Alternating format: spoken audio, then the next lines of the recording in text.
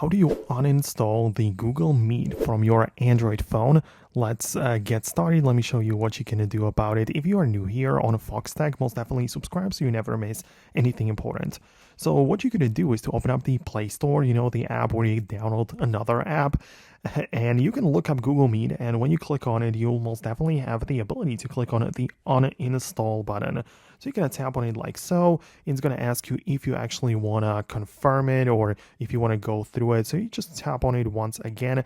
It's going to uninstall the application, and it's no longer going to be there, right? So it kind of like gets removed from the phone.